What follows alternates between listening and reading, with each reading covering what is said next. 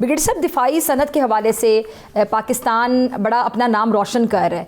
एक क्रेडिट बुनियानुल मरसूस को भी जाता है क्योंकि हमसे बड़े रकबे वाला मुल्क जिसका जो असलहा है, दिफाई बजट है, फ़ौज की सेना की जो तादाद है हमसे ज़्यादा है, लेकिन उसके बावजूद हमने उसको शिकस्त से दो चार किया, उनका गुरूर हमने खाक में मिलाया। उसके बाद मैंने देखा है कि पाकिस्तान की फ़ौज की भी बहुत ज़्यादा पजीराई पाकिस्तान को मिल रही है, उससे पहले भी बहुत ज़्यादा थी। और दिफाई सनत के बारे में अगर खासतौर पर बात की जाए तो उसमें बड़ा इजाफा हो रहा है लोगों की तारीफ का, और हमारी जो सनत है वो बेहतर की तरफ गामजन होती दिखाई दे रही है। आप क्या समझते हैं, इसका क्रेडिट और किस किस चीज़ को जाता है? देखिए, सबसे बड़ी तो डॉक्टर फिजा बात यह है कि जिस तरीके से मार्का के बयान मखसूस में फील्ड मार्शल तैयार मुनीर ने एक अपना ऑपरेशनल प्लान बनाया, तो एग्जीक्यूट किया, पूरी कौम को इकट्ठा किया, और जिस आई थिंक प्रोफेशनल तरीके से इतने बड़े दुश्मन को मेरे ख्याल में 2 या 3 दिन टोटल लगे, बल्कि जब एक्चुअल ऑपरेशन है वो तो 8 से 10 घंटे का था। उसमें शिकस्त पार्ट थी, और ये भागते हुए जाके अमेरिकन प्रेसिडेंट ट्रम्प की गोद में बैठ के कि खुदा के लिए मैं बचाओ, और उसके बाद आज तक मानते भी नहीं है। और पाकिस्तान ने उसको ऑनर भी किया। उसके बाद ट्रम्प को नोबेल प्राइज के लिए भी रिकमेंड किया, और वो कोई 70 दफा ये कह चुका है कि मैंने ये चीज पर कराई है, मैंने जमबंदी कराई है, लेकिन इंडियन उसको नहीं मानते जी। फिर आप देखिए, इसके बाद पाकिस्तान का स्टेचर है गॉन स्काई हाई। पाकिस्तान में रीजनल स्टेबलाइजर बन गया। फिर उसके बाद अमेरिकन की पॉलिसी टोटल चेंज हो गई, बिकॉज जिस तरीके से फील्ड मार्शल ने वहां जाके व्हाइट हाउस पे ब्रीफिंग दी, अपनी एक प्रोफेशनल तरीके से ब्रीफिंग दी ईरान इसराइल के बारे में, ये काउंटर टेररिज्म जो चल रही है अफगानिस्तान के बारे में, फिर उसके बाद ओवरऑल ईरान इसराइल लड़ाई के बारे में बात की, गजा की बात की। तो I think he understood कि he talks sense and he is well professional journalist। इसलिए आपने देखा कि हर जगह कहते हैं where the field marshal is a good guy, I like him।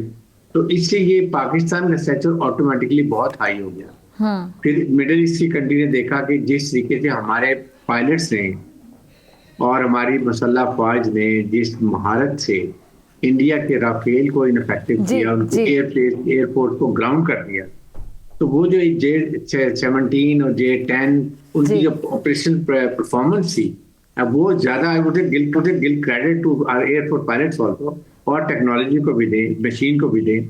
तो वो दुनिया ने देखा कि इतनी बड़ी एयरफोर्स को पाकिस्तान की J-17 ने क्या कर कमाल दिखाया, जिसकी वजह से now they all are looking towards Pakistan, they want कि हमें ये टेक्नोलॉजी भी दें, and ultimately they want training also. ये बहुत बड़ी क्वालिटी है, और इसके लिए हमें अभी ऑनेस्टली कोई 14-15 बिलियन डॉलर के तो आपको कॉन्ट्रैक्ट मिल चुके हैं। ठीक है। और इस पे 4.56 बिलियन का तो अभी लिबिया का है। फिर सऊदी अरब ने कहा जी हमारे 3 बिलियन डॉलर आपको रोल ओवर करते, वो हमें ये जहाज दे दें। तो इट्स अ बिग चेंज। और इसके बाद आपकी हमारी वाह जो बड़ा अच्छा काम कर रही है। फिर हमारे टैंक जब बनते हैं वो बहुत अच्छे परफॉर्मेंस है। तो छोटे ट्रेनिंग जहाज हैं, मशाक है, तो everything we are doing now good. The only thing is कि अब हमें इस्लामिक वाले को समझ आनी चाहिए कि they should invest in Pakistan in military hardware के अंदर, ताकि हम इसकी कैपेसिटी बढ़ाएं, इसको इनलार्ज करें, और अपने जो जो ममालिक लेना चाहते हैं हम उसको दें। We earn foreign exchange and we get out of the control of IMF World Bank. ये हमारी अप्रोच होनी चाहिए। आई एम श्योर कि ये बहुत बड़ी अपॉर्चुनिटी है, इसको हमें कैच करना चाहिए, इसको हर हम लेके आगे चलने, और पाकिस्तान को इकोनॉमिक तरक्की में ये IMF वर्ल्ड बैंक की तुमुल से निकालना। ठीक है जी। तो ब्रिगेडियर साहब, हमने फिर इंटरवीन करने पे मजबूर कर दिया और इंडिया को भागना पड़ा, जाके उनके पांव पकड़ने पड़े। देखिए फिर ये जो आप बात करें, ये जो जज्बे की, let me tell you difference क्या है। हमारे पायलट्स की ट्रेनिंग मशीन के ऊपर और अपने एयरक्राफ्ट के ऊपर, उसका इलेक्ट्रॉनिक वॉरफेयर में महारत, ग्राउंड और एयर का आपस में कोऑर्डिनेशन, और सबसे बड़ी जज्बा ईमानी, ये फोर्स मल्टीप्लायर्स है।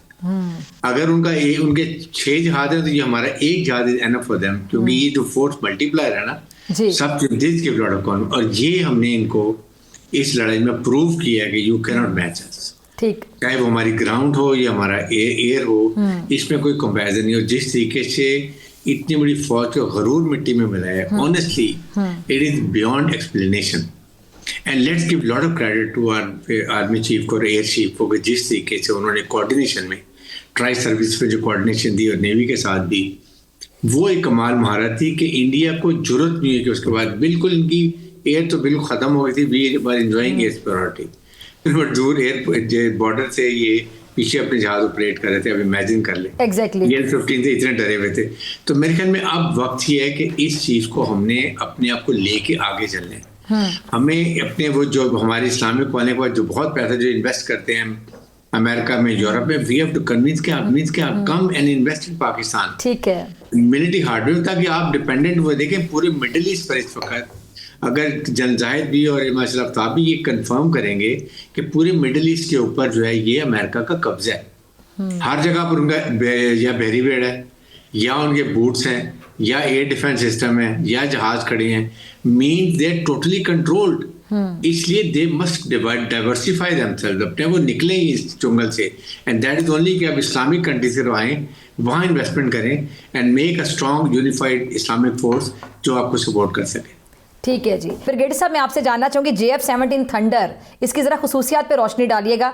वैसे मुझे सवाल आफ्ताब साहब से करना चाहिए था, एयरवास मार्शल साहब से, लेकिन चलिए पहले आप शुरू कीजिएगा प्लीज़। JF-17 की बात यह है कि इसमें तमाम मैन्यूवरेबिलिटी देख लें, इसकी एवियोनिक्स देख लें, आपकी ऑपरेशनल कैपेबिलिटी देखें, मशीन की एवरीथिंग जो इसके अंदर जो होनी चाहिए वो है। और आई थिंक 4.5 जनरेशन का एयरक्राफ्ट है। ठीक है, वजह ये देखें, इसको आप कंपेयर करें जो राफेल के साथ, the basic difference I would say is with the pilots.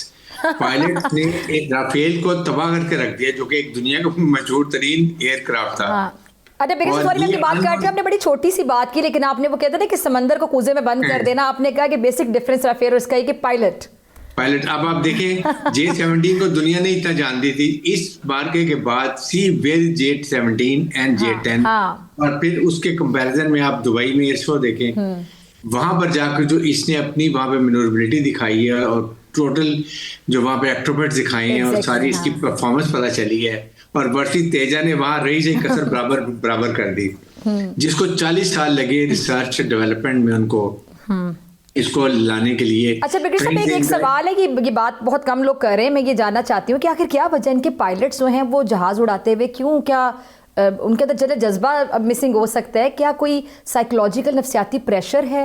क्योंकि इनकी फौज में, इनकी सेना, ये जरा एक बड़ा ये मेन सब्जेक्ट, इस पर जरा बात कर लेते हैं। उनके जो फौज है, उनकी सेना, वहाँ पे बहुत से रिजाइन्स आते हैं, लोग रेजिग्नेशंस देने को तरजीह देते हैं सर्विस को कंटिन्यू करने के बजाय। क्या वजह है? कोई किसी किस्म का प्रेशर है, या इनकी जो फौज है, खा वो एयरफोर्स की बात करें, इनकी आर्मी की बात कर लें, वो प्रेशराइज्ड फील करती है, वो दिल से काम नहीं कर रही है, काम नहीं करना चाहती? ये भी वजह हो सकती है कि इनके आए दिन जहाज गिरे होते हैं? देखिए, एक तो वजह ये है कि कमांड, ये एक ट्रस्ट ऑफ जो होता है ना, एक का कमांड का और ट्रुप्स का, वो it lacks in air force and also in ground force.